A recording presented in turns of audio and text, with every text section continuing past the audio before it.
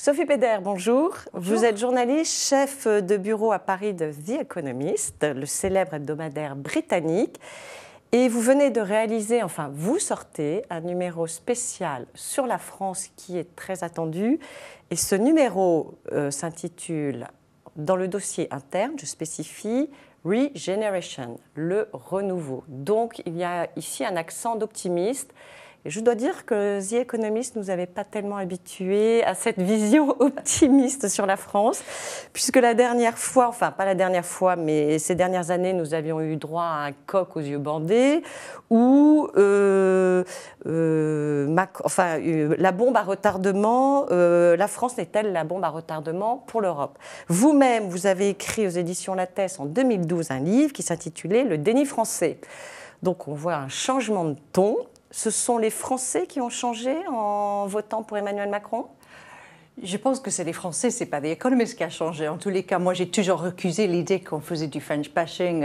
On a été accusé de cela. C'est vrai. En 2012 avec cette une avec les baguettes qui explosent. Mais c'était jamais ciblé. C'était pas la France qui était ciblée, ni les Français. C'était le gouvernement et la politique du gouvernement. Voilà, et j'avais dit à l'époque, si cette politique change, nous, on changera notre regard. C'est une évidence.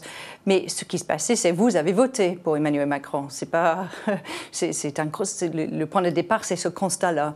Et en faisant ce jeune président, votre chef d'État, je pense que c'était un vote de renouveau. Révélateur de l'état d'esprit français qui... Complètement. Et pour le dossier spécial que nous avons publié, c'est précisément l'analyse de cette nouvelle France qu'on voulait faire. Alors, Emmanuel Macron s'est présenté comme n'étant ni de droite ni de gauche. Les Français sont un petit peu, par moments, perdus. Outre-Manche, comment il est perçu ? Les yeux du monde étaient rivés sur la France en début de cette année parce qu'il y avait la peur de l'élection de Marine Le Pen suite au vote l'année dernière du Brexit et de Donald Trump aux États-Unis. Donc c'était un moment vraiment, les enjeux étaient extrêmement élevés. Et donc Emmanuel Macron, c'était l'antidote, si vous voulez, au populisme. Et le fait que vous avez voté pour quelqu'un, c'était un vote pour la jeunesse, c'était un pari pour l'avenir, parce que c'était un homme inexpérimenté. Et c'est ça qui, je pense, qui a frappé les étrangers. Un signal de renouveau, non seulement pour la présidentielle, mais également pour les législatives. Le fait que vous avez renouvelé à 78%. Pas aussi bien qu'il aurait voulu, mais enfin... Voilà. Exactement. Donc je pense que c'est ça, le renouveau et la jeunesse. Alors, dans votre dossier, vous pointez différents maux dont la France est affectée. Alors, il y a la rigidité de l'économie, il y a la tyrannie de la normalité à l'école, on en a pas mal parlé ces derniers jours, le fameux pédagogisme de gauche, les fractures territoriales, l'échec des banlieues, la radicalisation de l'islam. Pour vous, et alors tous ces dossiers, vous les traitez avec une enquête souvent sur place. Pour vous, quel est le dossier le plus important, enfin le problème le plus important pour la France qui doit être réglé? Pour ce dossier, j'ai sillonné la France pendant 3 mois. J'ai rencontré 70 interviews. J'ai rencontré les professeurs à Calais, j'ai rencontré les start-upers en Lyon. J'ai vraiment essayé de mener une enquête approfondie. Et ce qui me frappe, je pense, le plus, c'est qu'il y a quelque chose qui a changé, je pense, dans le comportement et la mentalité des jeunes en France.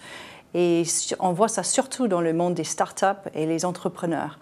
On voit les jeunes qui sont prêts maintenant à prendre des risques, à se lancer dans une aventure qui va peut-être échouer, mais on voit ça non seulement à Paris, mais je l'ai vu à Lyon, on voit ça dans d'autres villes, grandes villes en France. Et ça, je pense que c'est très nouveau. Ça n'existait pas il y a 5 ans, et c'est un reflet d'un nouvel état d'esprit. Exactement, qu'on rencontre sur le terrain. Mais pour vous, le dossier prioritaire est l'économie, justement, les recrutements, l'emploi, ça passe d'abord par... Ouais. Si la question est sur quels critères sera jugé le mandat d'Emmanuel Macron, ça doit être l'emploi, c'est clair, pour les jeunes surtout, mais également de façon générale.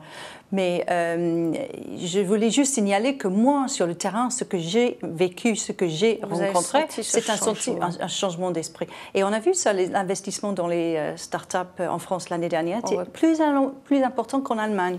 Pour la première fois. Alors, donc Emmanuel Macron est là depuis plusieurs mois. Quel regard portez-vous sur les premières mesures et la façon dont les premières mesures qu'il a prises et la façon dont il s'y est pris? Je sais pas si c'est vraiment bien connu à l'étranger encore, mais le fait que cette réforme du marché du travail a déjà été signée, ça fait partie de la loi française.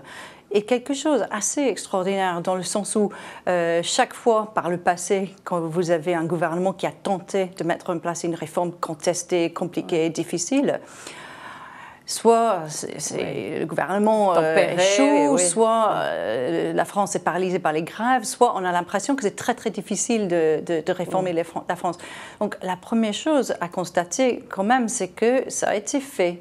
Il n'y a pas de consensus complet derrière. Il en avait parlé pendant sa campagne. Mais il avait une méthode, la méthode était appliquée et comme fait assez extraordinaire, ça a eu lieu. Et déjà, donc, le premier constat à faire, c'est que vous, les Français, réussi à mettre en place une réforme difficile du marché du travail. Et c'est déjà un bon point vis-à-vis de l'extérieur. Voilà. Alors, on a vu que la popularité de Macron avait un petit peu repris et après, quand même, une forte chute. Emmanuel Macron ne souffre-t-il pas d'un manque de poids lourds politiques autour de lui pour mettre toutes ces... Parce que ça, c'est la première réforme dont on parle, mais il y en a beaucoup, beaucoup d'autres. Il y a l'assurance chômage, il y a les retraites. Le chemin n'est pas facile pour lui. Ne manque-t-il pas de poids lourds politiques autour de lui ? C'est évidemment un risque et on voit que sa campagne était très centrée sur sa personne. Et vous avez un système, une constitution présidentielle qui met l'accent sur un seul homme où un jour ça prête une seule femme. Mais donc forcément c'est un sujet. Et pour lui d'essayer de gérer cela, personne ne dit que tout est facile et tout sera fait. C'est loin d'être acquis. Mais simplement, il y a d'autres questions. La question du parti, de l'état du parti au Parlement. Vous voulez parler de la République en marche, exactement, parce que c'est compliqué de transformer. Un parti qui est un mouvement. Exactement, c'est difficile de transformer un mouvement en parti, on voit ça. Tout ça, c'est que le début. C'est un petit peu fragile. Enfin, c'est fragile, il y a des risques. Il n'a pas une base... Et il n'a pas les relais qu'avaient les grands partis dans les médias pour expliquer, pour faire un peu de pédagogie, pour expliquer en quoi consistent ces réformes. Donc oui, effectivement, il y a des risques. Mais tout était un risque. C'est un pari que vous avez fait vous-même en élisant ce jeune président. Alors, on va parler un petit peu de l'Europe. En juin, The Economist avait fait une couverture avec Macron est-il le sauveur de l'Europe? Alors, on voit mardi, Macron a fait tout un très long discours en proposant beaucoup de mesures. A-t-il raison de prendre le leadership comme ça sur l'Europe au moment où Angela Merkel, qui vient d'être réélue, est en train de négocier avec les libéraux qui ne se montrent peut-être pas aussi européens qu'elle le souhaiterait ou qu'Emmanuel Macron le souhaiterait? Vous avez raison, sûrement que ça va être plus compliqué sur certains sujets, notamment ces propositions qui concernent la réforme de la zone euro. L'idée d'un budget, l'idée d'un ministre des Finances et d'un Parlement pour la zone euro. Mais ce qui m'a frappé dans son discours, c'est surtout la gamme très large de sujets qu'il met sur la table. Certains sujets, ce seront des propositions qui ne seront pas suivies, mais d'autres peut-être. Et je vois qu'il y a on est peut-être à un moment d'histoire où la France peut reprendre un rôle en Europe qu'elle n'a pas vraiment rempli ces dernières années. Parce qu'avec le retrait de la Grande-Bretagne suite au Brexit, avec c'est pas forcément une faiblesse, mais elle n'aura pas, Angela Merkel, exactement le même poids qu'avant. Il y a une opportunité pour la France de prendre le rôle du leadership. Ça ne sera pas facile. Qui sont les autres chefs d'État en Europe qui se montrent aussi pro-européens que Macron? C'est peut-être une question sans réponse définitive, mais ce qu'on voit, c'est que la France pourrait, si elle souhaite, être une force de proposition.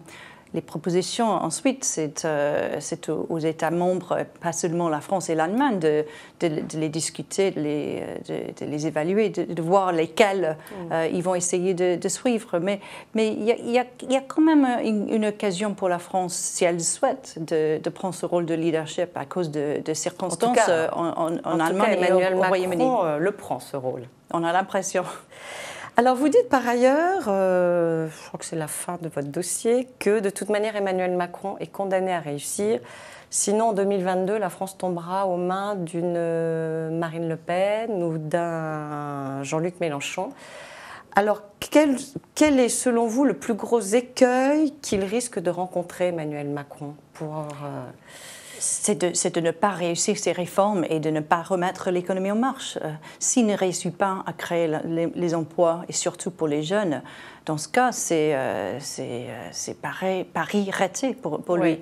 Et il faut être lucide. Ce n'est pas juste en France que le risque du populisme existe. On a vu ça dans les élections en Allemagne avec l'AfD. C'est clair que c'est une force importante qui demeure en Europe, dans tous nos pays.